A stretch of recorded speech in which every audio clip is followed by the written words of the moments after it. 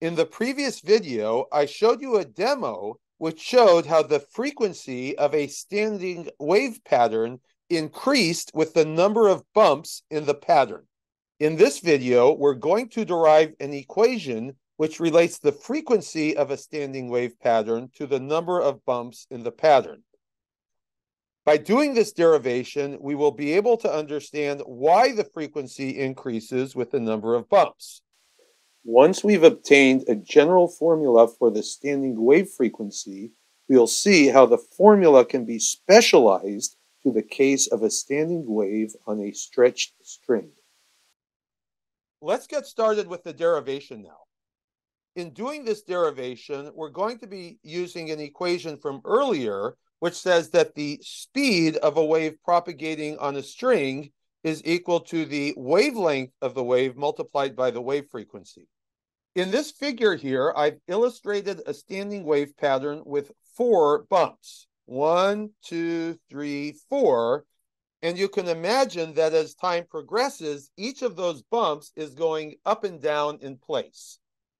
I happen to draw this figure with 4 bumps, 1, 2, 3, 4.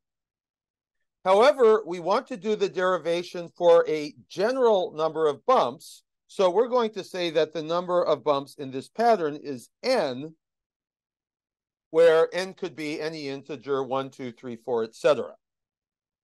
Let's also say that the length of the standing wave pattern is capital L.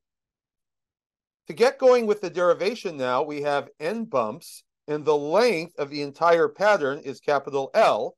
So what would be the length of a single bump? Well, the length of a single bump would be L divided by the number of bumps. So if I'm just looking at this one bump right here, the length would be L divided by the number of bumps. The other thing we need to notice here is that one bump is half of a wavelength.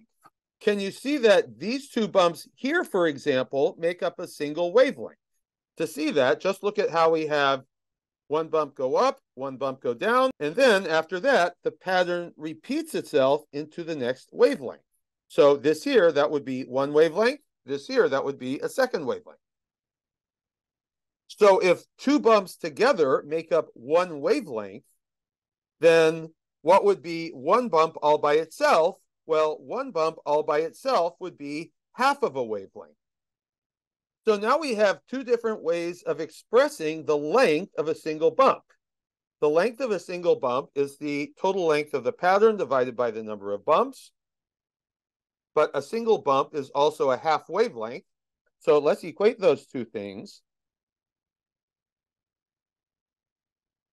So we now have that length of the pattern divided by number of bumps equals a half wavelength. Let's rearrange this to solve for one wavelength.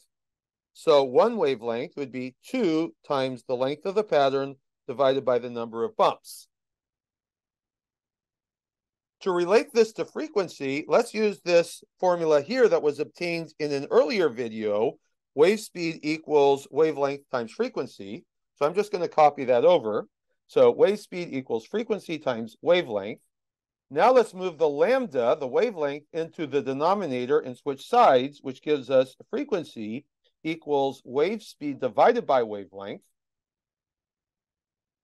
Now we can take the expression for wavelength here and substitute it in for lambda over here. Now we have that the frequency of the pattern equals the wave speed divided by this quantity, twice the length divided by number of bumps. We're almost done. We just have to take that 1 over n in the denominator and flip it up into the numerator.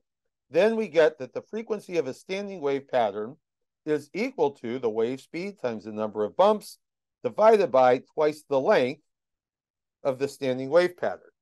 Notice here that, as expected from the previous video, the frequency increases with the number of bumps. So if the frequency of a 1 bump pattern was 1 cycle per second, then the frequency of a 2 bump pattern would be 2 cycles per second. The frequency of a 3 bump pattern would be 3 cycles per second, and so forth. This formula can actually apply to many different kinds of standing waves, such as a standing sound wave in a musical instrument, or a standing electromagnetic wave in a laser cavity. However, in this module, our focus has been waves on strings. So now let's take this formula and specialize it to a standing wave on a stretched string. So let's say that over here we have a stretched string with a standing wave on it.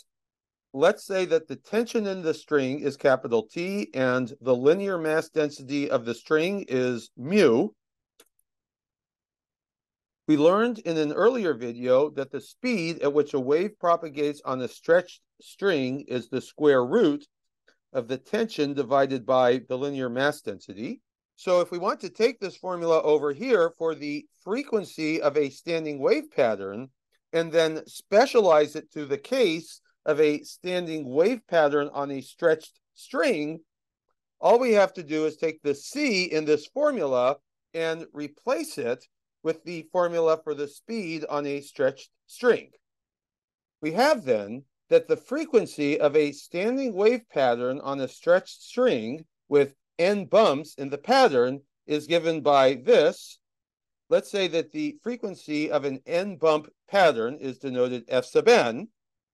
So I'm going to copy over this formula here, n over 2L. But then for the speed, I'm going to substitute the formula for the speed on a stretched string, which is square root of the tension divided by the linear mass density. In the next video, we're going to do a short example problem to practice using this formula.